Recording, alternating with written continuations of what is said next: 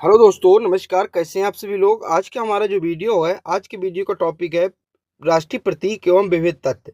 यानी कि जो राष्ट्र के प्रतीक है, चिन्ह है, वो कहाँ से क्या लिया गया है तथा किसका क्या उपनाम है, इस वीडियो में हम आपको पूरा करवा देंगे।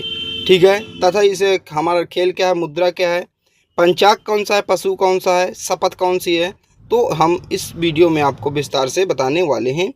तो चलिए शुरू करते हैं बिना किसी देरी के। अगर आपको अच्छी लगे तो आप लोग लाइक कर दीजिएगा, चैनल को सब्सक्राइब कर लीजिएगा। अगर आपने अभी हमारी प्लेलिस्ट नहीं देखी तो हमारा चैनल विजिट कीजिए। मैं ऐसा करता हूँ आपको बहुत सारे इंपॉर्टेंट जो है कंटेंट आपको वहाँ देखने को मिलेगा और पूरा जो है एग्जाम ओरिएंटेड है। तो चलिए शुरू करते हैं। हमारा पहला क्वेश्चन है कि राष्ट्रीय चिन्ह यानी कि हमारा राज्य चिन्ह क्या है, राष्ट्रीय चिन्ह क्या है। तो भारत का राज्य चिन्ह जो है सारनाथ स्थित अशोक के स्तंभ की अनुकृति है, यानी कि अशोक के स्तंभ की अनुकृति है। यह भारत सरकार के द्वारा 26 जनवरी 1950 को अपनाया गया। यानी कि जो भारत का चिन्ह है वो कब अपनाया गया, 26 जनवरी 1950 को अपनाया गया है। ठीक है। मूल स्तंभ में शीर्ष पर 4 सिंह है, यानी कि जो मूल स्तंभ है ऊपर वाला ये हिस्सा, इसमें कितने 4 सिंह है जो एक दूसरे के ऊपर पीठ किए हैं। 3 दिख रहे हैं, 1 2 3, और इसी के जस्ट एक पीछे तो 4 सिंह है। और दूसरे पीठ एक माने एक दूसरे के ऊपर पीठ किए हुए एक दूसरे की तरफ। ठीक है, ये आपको दिख रहा होगा चित्र में। फलक के नीचे मुंडको उपनिषद का सूत्र सत्यमेव जयते देवनागरी लिपि में लिखा हुआ है। यानी कि इसके नीचे यहाँ पर लिखा है सत्यमेव जयते। किस उपनिषद में, किस उपनिषद का सूत्र है, मुंडको उपनिषद का सूत्र है। पूछा गया सत्यमेव जयते किस उपनिषद में मिलता है, तो ये मुंडको उपनिषद में मिलता है। किस लिपि में लिखा है, देवनागरी लिपि में लिखा है। तो आपके लिए यहाँ से महत्वपूर्ण कब अपनाया गया, 26 जनवरी 1950 को अपनाया गया। कितने सिंह हैं, 4 सिंह हैं। ठीक है। और मुंडको उपनिषद सत्यमेव जयते, ठीक है, देवनागरी लिपि में लिखा हुआ। इतना हो गया। अब हमारा अगला है राष्ट्रपिता। राष्ट्रपिता हमारे कौन है, राष्ट्रपिता है महात्मा गांधी। इनका जन्म कहाँ हुआ था, 2 अक्टूबर 1869 को गुजरात के पोरबंदर नामक स्थान पर हुआ था। यानी जो महात्मा गांधी हैं इनका जो जन्म है 2 अक्टूबर, आपको याद होगा 2 अक्टूबर से स्वच्छता अभियान चलाया जा रहा है। ठीक है, तो इन्हीं के जन्मदिन पर चलाया जा रहा है। और 1869 को गुजरात के पोरबंदर नामक स्थान पर हुआ था। अगर इनके पूरे नाम की बात करें तो इनका पूरा नाम है मोहनदास करमचंद गांधी। इनके मोहनदास करमचंद गांधी इनका पूरा नाम है। सुभाष चंद्र ने सर्वप्रथम इन्हें राष्ट्रपिता के नाम से संबोधित किया। तो राष्ट्रपिता की उपाधि किसने दिया था, सुभाष चंद्र बोस जी ने इन्हें दिया था। यहाँ से आपके लिए इंपॉर्टेंट है। ठीक है। अगला 2019 में इनकी जो है 150वीं जयंती मनाई गई। यानी कि सन 2019 में जो है 150वीं जयंती इनकी मनाई गई। इतना हो गया। अब हमारा आता है राष्ट्रीय ध्वज। राष्ट्रीय ध्वज बहुत इंपॉर्टेंट है। इसका अनुपात भी पूछा जाता है, इसका रंग का प्रतीक भी पूछे जाते हैं, कब अपनाया गया, किसने इसका डिजाइन की, ये सब पूछा जाता है। फिर है हमारे राष्ट्रीय ध्वज को तिरंगा कहा जाता है। तिरंगा मतलब होता है 3 रंगों का समूह को तिरंगा कहते हैं। 3 रंग जहाँ हो तिरंगा। ठीक है। भारत की संविधान सभा के 22 जुलाई 1947 को इसे अपनाया गया। तो संविधान के द्वारा 22 जुलाई का 22 जुलाई 1947 को इसको अपनाया गया। तिरंगा के समान अनुपात में क्षैतिज पट्टियाँ और सबसे ऊपर केसरिया, यानी कि आपसे बता रहा है जो सबसे ऊपर क्या होता है, ऐसे होता है ना तिरंगा हमारा, आपको पता हो ना, ऐसे। ठीक है। यहाँ पे क्या होता है, चक्र हो जाता है। ठीक है। और यहाँ पे थोड़ा सा मैं आपको बड़ा बता देता हूँ, आपको पता है मैं आपको क्या बता रहा हूँ भला। ये 3 हो गए और यहाँ पे क्या हो गया, चक्र हो गया। ठीक है। तो जो ऊपर सबसे केसरिया होता है, बीच में सफ़ेद होता है और नीचे हरा होता है। केसरिया, सफ़ेद और हरा। ठीक है। और उनके चौड़ाई का, लंबाई और चौड़ाई की बात करें, यानी कि लंबाई और चौड़ाई इनकी अगर बात करें तो 3:2। ये बहुत बार पूछा गया है और मैं पूछा जाएगा, मेरा अनुभव कहता है। तो 3:2 इसका क्या है, लंबाई और चौड़ाई का अनुपात है। आप लंबाई और चौड़ाई से याद रखिएगा। यानी कि लंबाई का 3 है और चौड़ाई का 2 है। अगर आपसे उल्टा एग्जामिनर पूछ ले चौड़ाई और लंबाई का, तो 2 और 3 होगा। आप समझ रहे हैं मैं क्या कहना चाह रहा हूँ। ठीक है। तो आप इसको याद रखिएगा। अब देखिए, अब इसके रंगों का प्रतीक देख लीजिए। तो केसरिया किसका प्रतीक है, पूछा जाता है केसरिया किसका प्रतीक है, तो साहस एवं बलिदान का प्रतीक है केसरिया। यानी कि साहस और बलिदान का प्रतीक है केसरिया। सफ़ेद शांति का प्रतीक है। हरा किसका है, हरियाली, विश्व विकास एवं शीर्ष का प्रतीक कौन है, हरा रंग है। इसके मध्य की सफ़ेद पट्टी में नीले रंग के चक्र है जिसमें 24 तीलियाँ होती हैं। जो चक्र पाया जाता है ऐसा, ये मान लीजिए तिरंगा हो गया हमारा। ठीक है। और ये चक्र बीच में पाए जाते हैं, इसमें 24 तीलियाँ होती हैं। जो क्या दिखाता है, प्रगति को दिखाता है। यानी कि 24 घंटे होते हैं ना, उस प्रगति को दिखाता है। जो ठीक है, जो गति का सूचक है, यानी कि हमारा देश गतिशील है। 26 जनवरी 2002 को ध्वज संहिता भारत का स्थान भारतीय ध्वज संहिता 2002 से लिया गया। भारत के राष्ट्रीय ध्वज का पहली बार प्रदर्शन 15 अगस्त 1947 की मध्य रात्रि को हुआ। तो पहली बार प्रदर्शन कब हुआ? 15 अगस्त 1947 को मध्य रात्रि को हुआ। अब हमारा आता है राष्ट्रगान। अब देखिए राष्ट्रगान और राष्ट्रगीत में बहुत अंतर है, ठीक है। तो राष्ट्रगान आप देखिए, राष्ट्रगान देखिए रविन्द्रनाथ ठाकुर द्वारा मूल रूप से बांग्ला में रचित जनगण मन के हिंदी संस्करण को संविधान सभा ने भारत के राष्ट्रगान के रूप में 24 जनवरी 1950 को अपनाया गया। यानी कि भारत का राष्ट्र संविधान कब अपनाया गया? 24 जनवरी 1950 को। जैसे चिन्ह, राज्य के चिन्ह भी अपनाया गया था ना 24 जनवरी 1950 को, यही इसी तरह फिर राष्ट्रगान भी 24 जनवरी 1950 को अपनाया गया, ठीक है। अब ये सबसे पहले पूछा जाता है कि किस अधिवेशन में गाया गया, किस अधिवेशन में? तो इसे सर्वप्रथम 27 दिसंबर, नोट कर लीजिए, 2 से 3 बार बोलूँगा, 27 दिसंबर 1911, 27 दिसंबर 1911 को भारतीय राष्ट्रीय कांग्रेस के कलकत्ता अधिवेशन, किस अधिवेशन? कलकत्ता। कब? 27 दिसंबर 1911। उस समय अध्यक्ष कौन थे? बिशन नारायण दत्त। कौन थे? बिशन नारायण दत्त उस समय अध्यक्ष थे। वहाँ गाया गया कलकत्ता अधिवेशन में, ठीक है। राष्ट्रगान को रविन्द्रनाथ ठाकुर ने 1912 में तद्बोधनी में भारत भाग्य विधाता शीर्षक से प्रकाशित किया था। यानी कि 1912 में जो है तद्बोधनी में, यानी कि एक रचना है तद्बोधनी, भारत भाग्य विधाता के शीर्षक से भी प्रकाशित किया था। फिर अगला है 1919 ईस्वी में मॉर्निंग सॉन्ग ऑफ इंडिया के नाम से अंग्रेजी अनुवाद किया गया। तो 1919 में ही राष्ट्रगान का हमारे मॉर्निंग ऑफ इंडिया के नाम से अनुवाद इसका किया गया। राष्ट्रगान के गायन की अवधि लगभग कितने? 52 सेकेंड है। संक्षिप्त रूप में गाया जाए अगर प्रथम और अंतिम पंक्तियाँ तो 20 सेकेंड है। इतना समझ में आ गया? 52 सेकेंड आपको ये यहाँ पर इम्पोर्टेंट है, वो याद रखना है, ठीक है। अगला है, अब हमारा अगला है राष्ट्रगीत। राष्ट्रगान जनगण मन होगा, राष्ट्रगीत क्या है?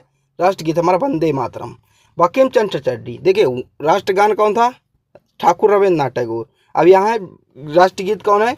तो राष्ट्रगीत है हमारा जो है जनगण मन, सॉरी वंदे मातरम। और बंकिम चंद्र चटर्जी ने वंदे मातरम गीत की रचना की। इनका एक उपन्यास है आनंद मठ, जो 1882 में इनकी स्थापना किया था, उन्हें रचना की थी, वहीं से ये लिया गया है क्या? राष्ट्रगीत हमारा, ठीक है, जन वंदे मातरम। 1896 में कलकत्ता के कांग्रेस अधिवेशन अध्यक्षता उस समय कौन थे? RS सयानी में यह गाया गया। उस समय भी कलकत्ता अधिवेशन में गाया गया था, यानी कि राष्ट्रगान भी हमारा कलकत्ता अधिवेशन में गया था 1911 में। और जो है वंदे मातरम भी हमारा कलकत्ता अधिवेशन में गाया गया 1896 में, ठीक है। अध्यक्ष अलग अलग थे। इतना समझ में आ गया? राष्ट्रगीत के गायन की अवधि कितनी है? 65 सेकेंड। वहाँ 52 सेकेंड थी राष्ट्रगान की, और राष्ट्रगीत जो है 65 सेकेंड है, ठीक है।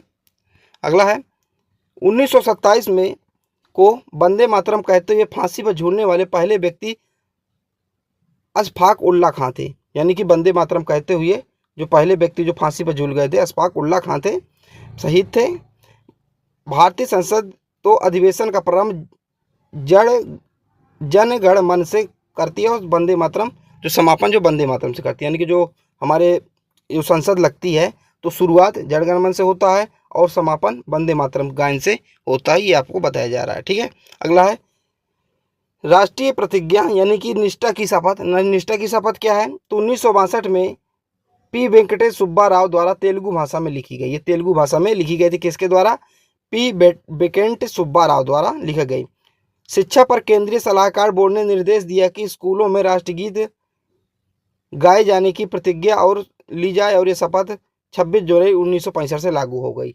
यानी कि जो गाया जाता है राष्ट्रगीत उसकी शपथ भी ली जाए, और ये 26 जनवरी 1965 से ये गीत वो हो गया, यानी कि ये प्रतिज्ञा लागू कर दी गई। फिर अगला हमारा राष्ट्रीय पंचांग।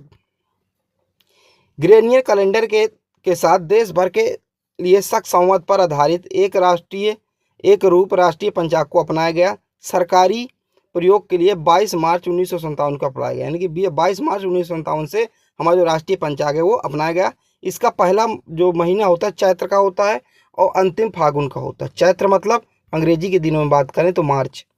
हमारे जो नव वर्ष है हिंदू परंपरा के अनुसार, हिंदू कैलेंडर के अनुसार, वो जो होली से नया वर्ष मनाया जाता है, ठीक है, होली से मनाया जाता है।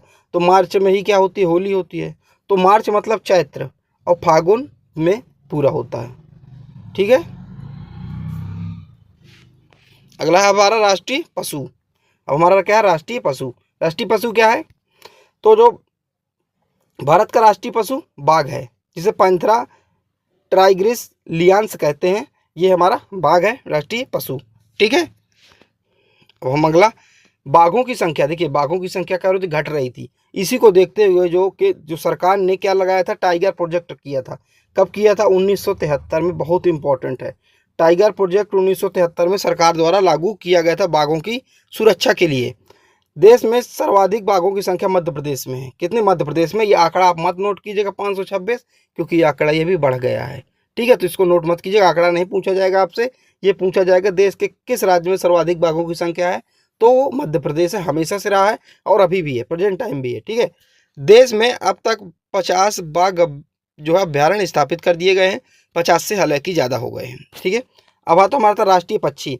तो भारत का राष्ट्रीय पक्षी मयूर यानी पावो क्रिएप्टेस्ट है। 1963 में भारत सरकार ने नर मयूर को अपना राष्ट्रीय पक्षी घोषित किया था। तो देखिए, नर मयूर को जो है राष्ट्रीय पक्षी घोषित किया गया था। फिर हमारा क्या है, पुष्प क्या है, पुष्प कमल है। ठीक है। इनका क्या साइंटिफिक नेम दिए, कोष्टक में जो इनका साइंटिफिक नेम दिए, तो आप इनको पढ़ते जाइएगा। हमारा वृक्ष कौन सा है, तो वृक्ष कौन सा, बरगद है। ठीक है। बहुत लोग पीपल लगाते हैं, पीपल नहीं है, तो बरगद है। ठीक है। फल कौन सा है, फल पता है आपको, आमों का राजा आम है, वो सॉरी फलों का राजा आम है। फिर है विरासत पशु कौन सा, तो एशियाई हाथी है विरासत पशु। 2010 में, कब, 2010 में से घोषित किया गया था। हाथी परियोजना 1992 में लागू की गई थी। अब देखिए, टाइगर 1973 और हाथी परियोजना 1992, क्योंकि ये विलुप्त हो रहे थे। ठीक है। अगला है राष्ट्रीय नदी गंगा नदी। राष्ट्रीय नदी गंगा नदी कब घोषित किया गया, नवंबर 2008 को इसको राष्ट्रीय नदी घोषित की गई। राष्ट्रीय जलीय जीव कौन सा, डॉल्फिन, 2009 में इसको घोषित किया गया। तो आप घोषित कब किया गया, कौन क्या है, राष्ट्रीय जलीय जीव कौन सा, डॉल्फिन है, 2009 में घोषित किया गया। इसे वन्य जीव संरक्षण अधिनियम 1972 में शामिल किया गया। 1972 में यह केवल शुद्ध और मीठे पानी में ही जीवित रह सकता है। इसकी आंखें लेंस रहित होती हैं, जिसे स्थानीय तौर पर शुष्क कहा जाता है, शुष्क कहा जाता है। ठीक है। राष्ट्रीय खेल कौन सा, हमारा राष्ट्रीय खेल आपको पता है हॉकी है हमारा।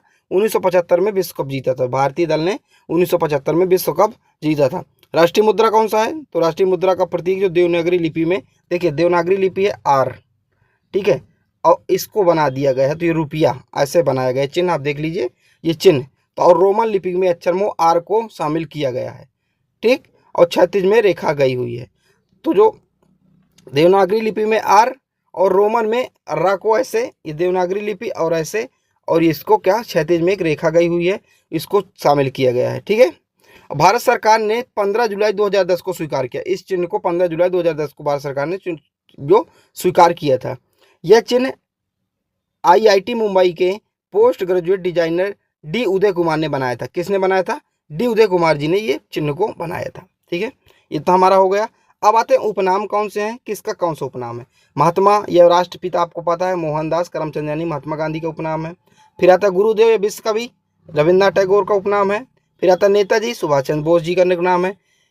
फिर आता लोकमान्य, किसका उपनाम है, बाल गंगाधर तिलक का और लोकमान्य उपनाम है। फिर आता देशबंधु, देशबंधु का चित्तरंजन दास। दीनबंधु वो अलग है, अंग्रेज है। ठीक है। फिर है विरोधियों का मिश्रण, मोहम्मद बिन तुगलक। फिर है भारतीय इतिहास के नृप, सैयद बंधु निर्माता।